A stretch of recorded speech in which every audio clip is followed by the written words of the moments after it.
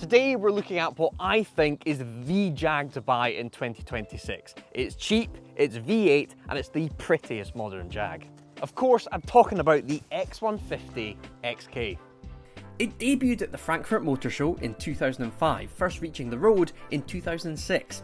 It spawned from the aluminium ALC concept, Advanced Lightweight Coupe, and shared its underpinnings with the X350 XJ. The front grille harks back to the E-Type with the badge sitting in the middle, and the car was lightly facelifted in 2011, with the main thing changing being the shape of the headlights and some of the intakes at the front. Ian Callum did an unbelievable job with this car. The X100 is a pretty car, the X150 is prettier. I see it as the DB9 to the X100's DB7. The first time I saw one of these, it was on Top Gear. Clarkson was talking about how beautiful the concept car for the XK was. I liked it so much, I got a cutout of it and sticked it into my home file at school. Then we saw it in the flesh for the first time with Jeremy behind the wheel in the North York Moors. It wasn't anything spicy, it was a silver 4.2 convertible, but it transfixed me as a kid and I've wanted one ever since. I will own an X150 at some point in the next few years. It's somewhere in my 5-year plan along with a V8 Audi R8. This R is lovely and it's for sale right now on the Swallows Jaguar website, but I want to go fully OG. I've been fully influenced by Top Gear. I want a 4.2 convertible, preferably in silver. Super boggle, super OG. The X150 followed a very similar life cycle to the X100 before it, starting with a smaller engine and then growing in displacement. So the early ones had a 4.2, that's a really nice example just over there, and then it grew to 5 litres. The R versions were then supercharged, but both 4.2 and 5 litres had a 6-speed ZF gearbox attached, and do you know what? It's a really good automatic gearbox considering its age. There were a bunch of special editions too. The RS, the RS GT, which we filmed recently, go check out that video after this, and then this sneaky one, the Dynamic R. That's got a bunch of factory upgrades, but you wouldn't really be able to tell, apart from a small badge on the back, a proper sleeper of an XK. If you can find a cheap one of them, you've got one hell of a car. Considering some of the XKs were supercharged and non-supercharged and different displacements, the power flexibility is mental. You can buy an XK that has 300 horsepower all the way up to 550 from factory. And you can then take it to a whole other level with some really simple aftermarket upgrades too. Speaking of which, we're up in the Swallows parts room. Chris, X150 upgrades, talk to me. If you've just bought an X150, what's a nice simple level, some simple upgrades you can apply to your car? Absolutely. So stage one is always the first thing that we say to people. Cool. Pulley, remap, air filters. We want this car to breathe a lot more. We want that supercharger to spin a bit quicker. It's actually about 2,000 RPM faster than it would be standard at redline. So we're going to get a nice power and torque curve there. We're going to get nice throttle response. And that engine's just going to rev up quicker and it's just going to feel more intuitive drive. And is that 4.2 and 5 litre Yeah. case? Yeah, exactly that. Okay. So yeah, it would be for either. Okay, and is there a mod that you think will make the most difference from a standard XK? 100% cats all day long. Sports cats, we use 300 cell. We do cores by Jesse G Sport, and our 303 stainless systems are just incredibly well built by our talented fabricator Nick. So couple that with a stage one system and you've all of a sudden, especially on the 5 litre model, got 100 horsepower in the mid-range extra. Nice. Which makes a hell of a difference. You're not revving it out and need to get that power in. Okay, and then Jags are known to be quite flexible power-wise. How far can you go with an XK? Not just power, but suspension brakes, what can be supplied from in here? Right, 100%. So we can do full caliper conversions with floating discs from Tarox. We can do Avo coilovers, which is bump and rebound and height adjustability. We can do polybushes. We can do full cooling mods. That's from radiators to silicone hoses, air filters, as we touched on, full exhaust systems. So yeah, really and truthfully, a 5 litre could go well over the 700 horsepower mark. My God. Yeah. Okay, and all of this stuff is available on the website right now? It is, straight on the shop. We'll put a link below. You can get any of the upgrades we just talked about for your XK. Thank you, Chris. No worries. You can buy a cheap X150 for somewhere around £5,000. That's for a running, driving, MOT'd car, 4.2 naturally aspirated. But then there's its dad, the X100. That is where you can find a 1,500 quid V8 Jaguar. So the question is, what do you go for, X100 or X150?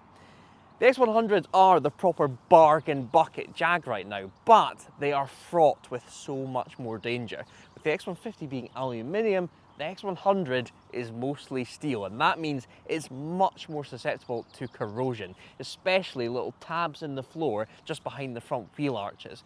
Fundamentally, this is an XJS underneath, and those things aren't exactly known for being great in the rust stakes either. So although the X100 will be a chunk cheaper on paper than a 150, the amount of money you're going to have to pour into this to keep it going, I reckon would overtake an X150 over time. This thing is pretty much a classic car now, while the 150 sits in that perfect modern classic era. I'm going to let you guys debate in the comments which is the better buy right now, an X100 or an X150. Today's video is all about the 150, so let's grab a Swallows technician and go through all the things to look out on one of these cars, just in case you're considering buying one. John, the X150, just top line, how reliable are they? A really reliable car. Don't really see a lot of common issues with them. Yes, every car does have the common issues, but they're really bulletproof. Okay. And we'll keep it positive to start with. Yep. What never goes wrong on them? What's pretty solid? Never goes wrong. On the 4.2s, engines are bulletproof. Cool. Don't hardly ever do any engine work. James, no, 4.2s are fine. Really? Okay. Yep, it's mainly how they've been looked after.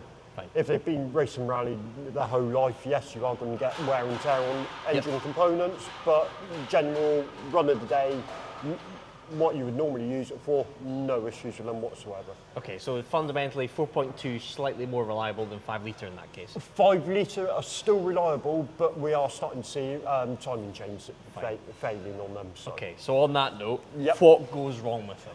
Right, like I just said, the 5 litres is mainly timing chains.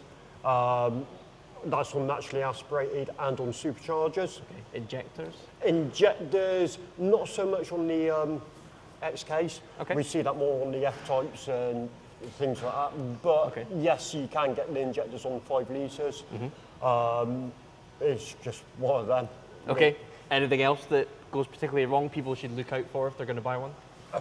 Particularly wrong, normally you get a little bit of water ingress into the passenger footwells. Okay. That is purely the aircon drain gets blocked up on that, and to obviously carry out that repair it is dashboard out to replace the aircon drain, and Jaguar in their time have modified them 3 times now, I believe. Oh wow, okay. So it's one of them, but once that's done, dusted, it's normally pretty good.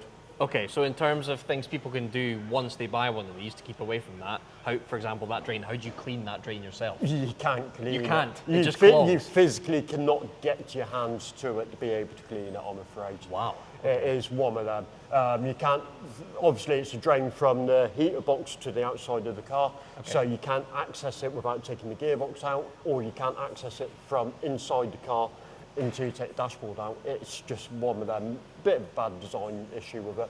But if you've got proof that it's been done in the past, you should be okay.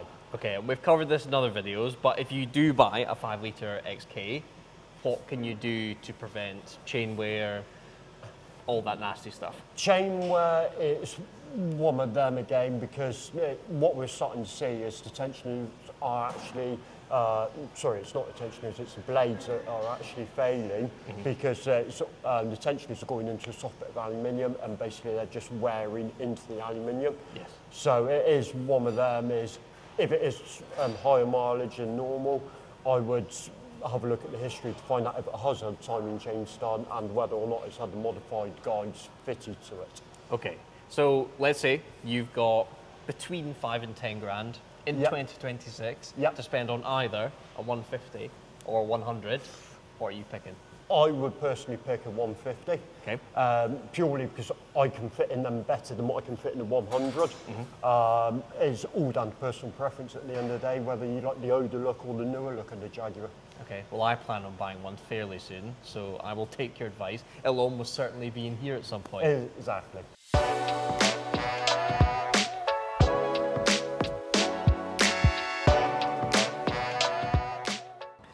A car this pretty with a reliable, powerful V8, Jaguar absolutely nailed the X150 XK, and it's a genuine dream car of mine.